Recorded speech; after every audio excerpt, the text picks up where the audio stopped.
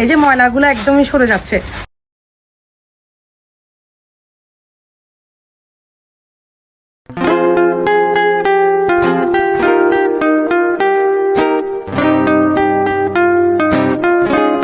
আজকে এটা আমার শেষ ভিডিও, এই জন্য আমি একটু ইমোশনাল।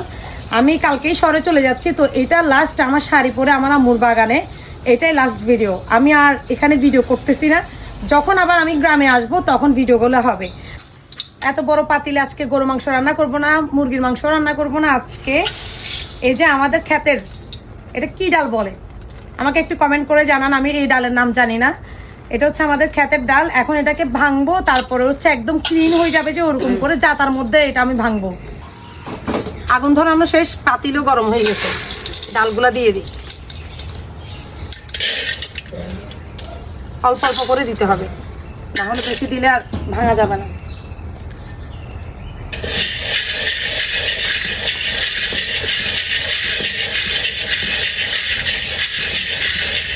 এই ডাল দিয়ে এমনি ভুনা করলেও মজা, আবার তরকারি রান্নলে বেশি মজা।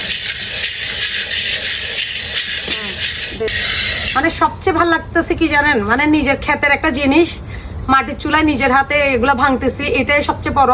আর এখন জাতার মধ্যে আমি এটাকে পুরো ক্লিন করে ফেলবো, আমি দেখাবো লাস্টের সিনটা, আপনারা দেখবেন।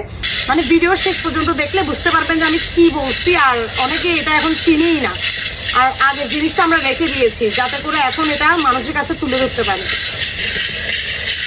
এই ডালের তরকারি কারা কারা পছন্দ করেন একটু কমেন্ট করে জানান তো আমাকে কেমন খেতে।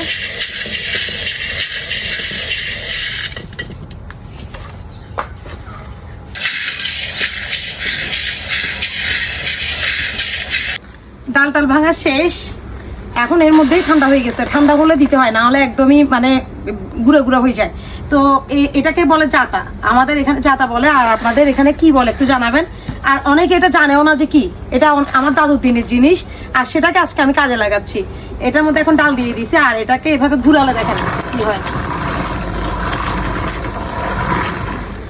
মানে বরাবর দিতে হবে ভিতরে। দেওয়ার পরে একটু হালকা এই যে দিয়ে,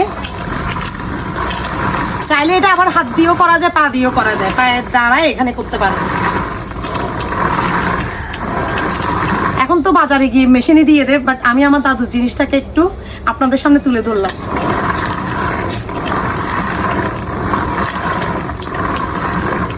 এই যে দেখো কিভাবে গুঁড়া হয়ে পড়ছে।